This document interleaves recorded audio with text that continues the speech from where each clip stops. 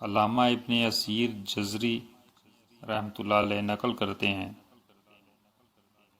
کہ جب حضرت سعد بن ابی وقاص رضی اللہ تعالیٰ عنہ ایرانی آتش پرستوں سے جہاد کرنے کے لیے قادسیہ پہنچے تو انہوں نے اپنے لشکر کے ایک افسر عاصم ابن عمرو رضی اللہ تعالیٰ عنہ کو کسی کام سے میان کے مقام پر بھیجا۔ یہ دشمن کے ملک میں ایک چھوٹی سی جگہ تھی۔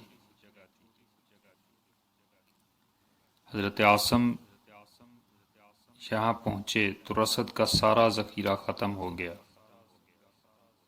اور ساتھیوں کے پاس کھانے کو کچھ نہ رہا۔ انہوں نے آس پاس تلاش شروع کی کہ شاید کوئی گائے بکری مل جائے، مگر کافی جستجو کے باوجود کوئی جانور ہاتھ نہ آیا۔ اچانک انہیں بانس کے ایک چھپر کے پاس ایک شخص کھڑا نظر آیا۔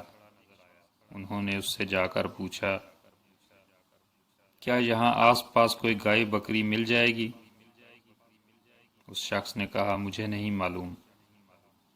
حضرت عاصم ابھی واپس نہیں لوٹے تھے کہ چھپر کے اندر سے ایک آواز سنائی دی، یہ خدا کا دشمن جھوٹ بولتا ہے، ہم یہاں موجود ہیں۔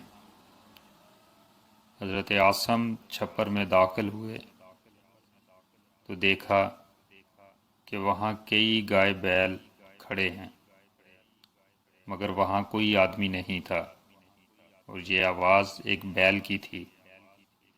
حضرت عاصم وہاں سے گائے بیل لے کر آئے اور انہیں لشکر میں تقسیم کیا۔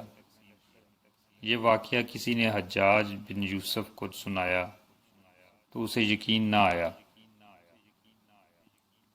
اس نے جنگ قادسیہ کے شرکاء کے پاس پیغام بھیج کر اس کی تصدیق کرنی چاہی، تو بہت سے حضرات نے گواہی دی کہ اس واقعے کے وقت ہم بھی وہاں موجود تھے۔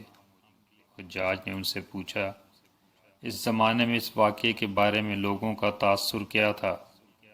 انہوں نے کہا، اس واقعے کو اس بات کی دلیل سمجھا جاتا تھا کہ اللہ ہم سے راضی ہے اور وہ ہمیں دشمن پر فتح عطا فرمائے گا۔ یہ بات اسی وقت ہو سکتی ہے جب لوگوں کی اکثریت متقی و پرہیزگار ہو۔ حجاج نے کہا، دلوں کا حال تو اللہ ہی جانتا ہے۔